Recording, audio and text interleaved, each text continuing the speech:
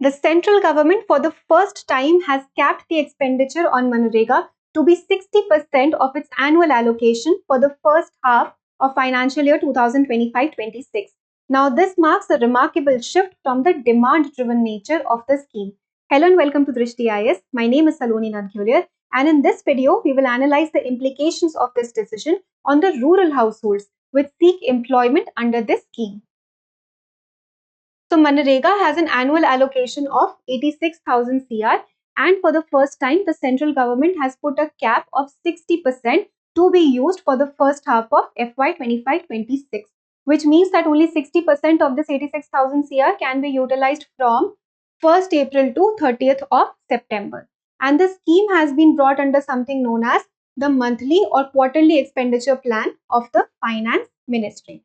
Now this is a shift from the demand driven nature of this scheme. Now, what do we mean by that?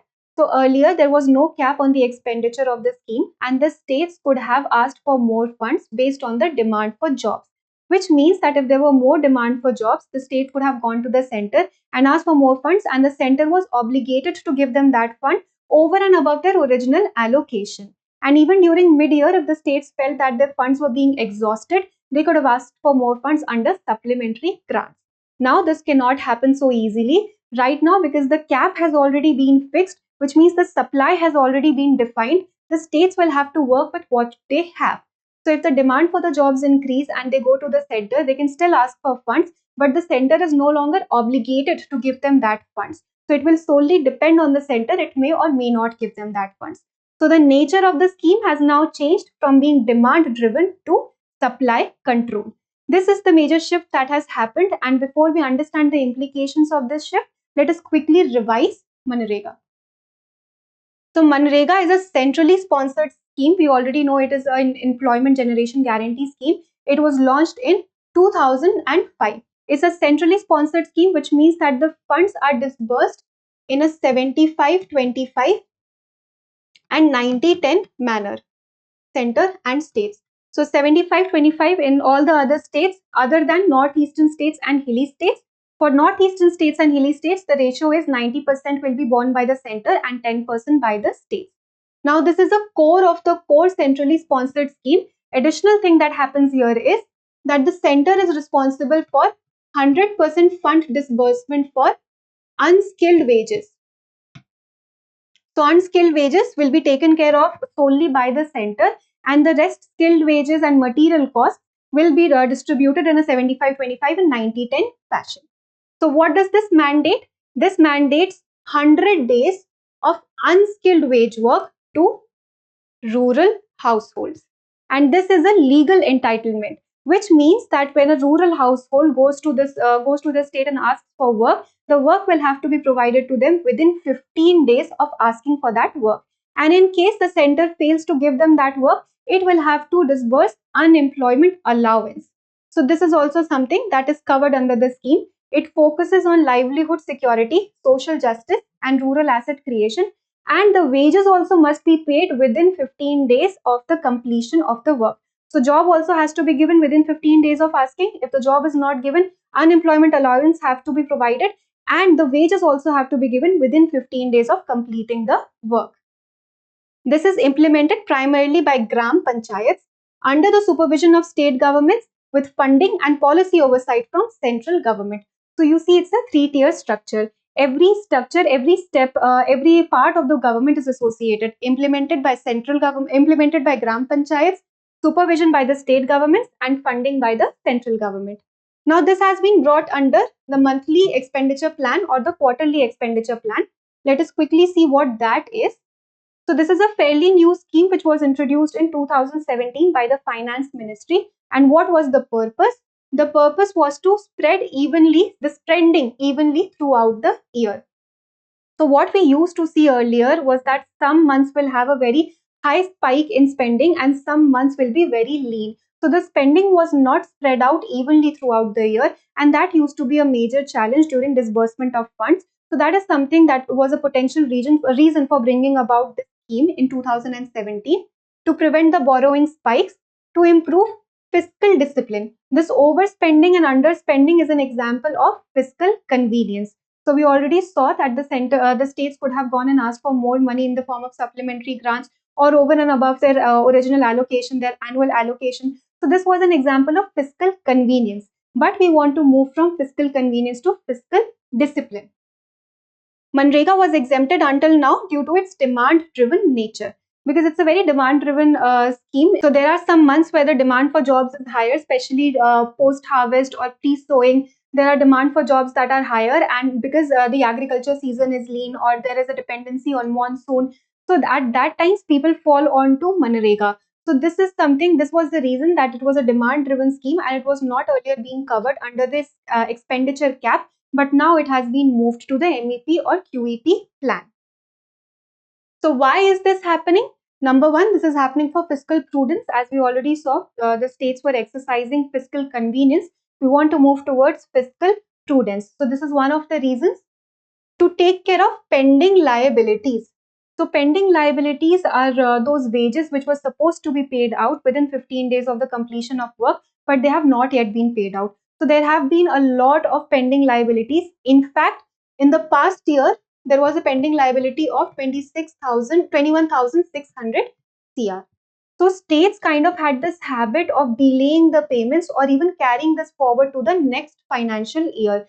So now they will kind of be discouraged from doing this, because even in the next financial year, there's going to be a cap on the expenditure. So if they carry it forward, they are only creating more and more liabilities for themselves. So to take care of the pending liabilities also, this was brought under the MEP scheme. To stabilize borrowing, that some months see a very high borrowing, some months do not. So to stabilize that, to prevent borrowing spikes, to monitor efficiency, and then there could also be some political reasons that during the time of elections or before or after the time of elections, we do not really want to show that maximum of the taxpayer money is going only under welfare schemes. So there could be a political reason also behind this thing. But these are some of the reasons that Manrega has now been brought under MEP or QEP. So what is going to be the impact? Number one impact is monetary, that now only limited funds are available.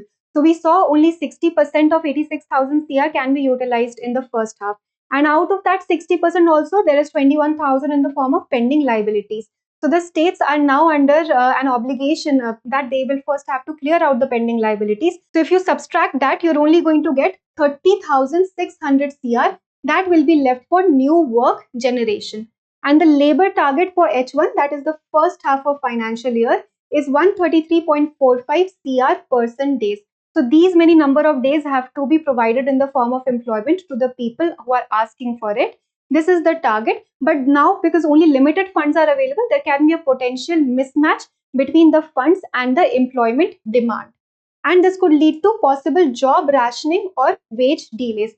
Job rationing, because there is a demand and supply mismatch. Funds are not there, but we already have a lot of employment demand. And the wage delays also, because states do not have money. They do not have money to create more work or new work. How are they going to pay for the wages? So they do not have money, and in turn it is going to create a loop or a cycle of potential wage delays and more liabilities.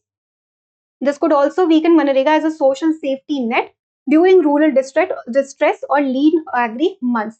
So this could also cause something that's emotional, so as an emotional outburst, because people fall back upon Manrega when there are lean agricultural seasons, when they do not find as much jobs in the informal sector. So they fall back upon Manrega because this provides them a legal guarantee of work. Now, because of the job rationing that is going to happen and the expenditure cap, this can also create an emotional outburst that people may not be getting the jobs that they're wanting for, and then they cannot fall back upon this scheme also. So there can be a potential mismatch of trust. So what is the way forward for India? The way forward could be that you understand, you acknowledge the demand-driven nature of the scheme, because that is the essence of it. There are going to be times when the demand for jobs is going to be higher, and then there are going to be times when it is going to be lean. So maybe we understand and acknowledge the demand-driven nature of the scheme, but we have proper monitoring in place. So we have a monitored framework where we track real-time demand and release the funds accordingly, and clear our pending liabilities faster, so that we do not keep on adding to our liabilities in every financial year. We decentralize financial control for responsive local implementation. We already saw that the implementation is in the hands of Gram Panchayat.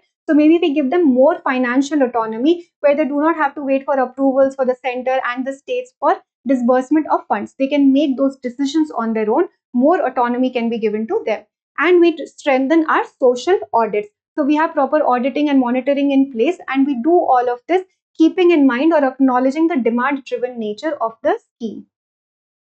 So that was all that we covered in this video. We covered what the decision was and what the implications of this decision are on the rural households. Let us see if you can answer this practice question for prelims and mains. So under the Manrega Act, which of the following is or are mandated? Work must be provided within 30 days of demand. Wages must be paid within 15 days. And the scheme covers both rural and urban poor. So which of the statements is correct? 1 and 2 only, 2 only, 1 and 3 only, or 1, 2 and 3? Please provide your answers in the comment section. Also practice one question for mains because this is important for GS paper 2. The inclusion of Manrega under MEP or QEP marks a fundamental shift in its financial management. Critically analyze the rationale, implications for employment generation, and suggest a balanced approach for future implementation. Try answering this question in 250 words. The PDF of this video will be provided to you on our Telegram channel. Thank you for watching the video, and until we meet the next time, please keep studying and keep revising. For more informative content, like, share and subscribe, and do not forget to press the bell icon to get the notifications.